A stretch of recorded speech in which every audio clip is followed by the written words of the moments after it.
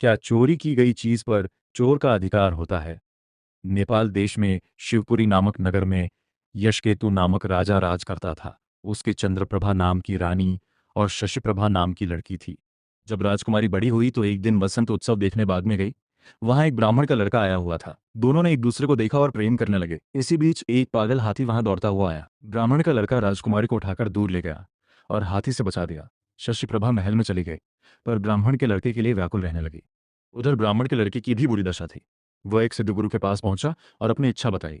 उसने एक योग गुटिका अपने मुंह में रखकर ब्राह्मण का रूप बना लिया और एक गुटिका ब्राह्मण के लड़के के मुंह में रखकर उसे सुंदर लड़की बना दिया। राजा के पास जाकर कहा, मेरा एक ही बेटा है, उसके लिए मैं इस लड़की को लाया था, पर लड़का जाने कहाँ चला गया। आप इसे यहाँ रख ले, मैं लड़की को ढूंढने जाता हूँ। मिल जाने पर इसे ले जाऊंगा।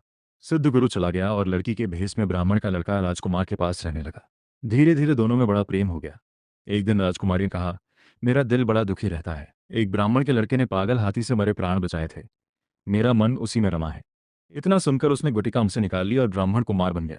राजकुमार उसे देखकर बहुत प्रसन्न हुई। तब से वह रात को रोज गुटिका निकालकर लड़का बन जाता, दिन में लड़की बना रहता। दोनों ने चुपचाप विवाह कर लिया। कुछ दिन बाद राजा के साले की कन्या मृगांक दत्ता का विवाह दीवान के बेटे के साथ होना तय हुआ। राजकुमारी अपने कन्या रूपधार ब्राह्मण कुमार के साथ वहां गई। संयोग से दीवान का पुत्र उस बनावटी कन्या पर रीझ गया। विवाह होने पर वह मृगांक दत्ता को घर तो ले गया, लेकिन उसका हृदय उस कन्या के लिए व्याकुल रहने लगा। उसकी यह दशा देखकर दीवान बहुत हैरान हुआ। उसने राजा को समाचार भेजा।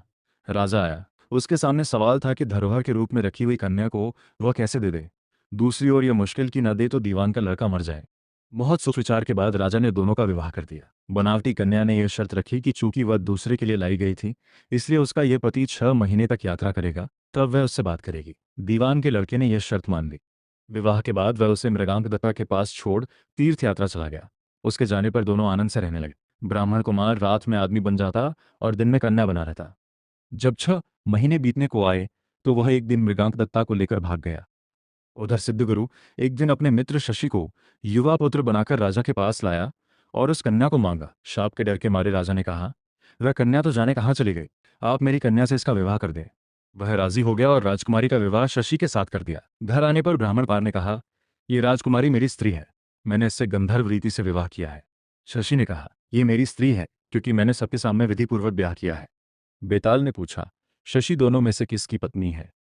राजा ने कहा, मेरी राय में वह शशि की पत्नी है, क्योंकि राजा ने सबके सामने विधिपूर्वक विवाह किया था। ब्राह्मण कुमार ने तो चोरी से ब्याह किया था। चोरी की चीज पर चोर का अधिकार नहीं होता। इतना सुनना था।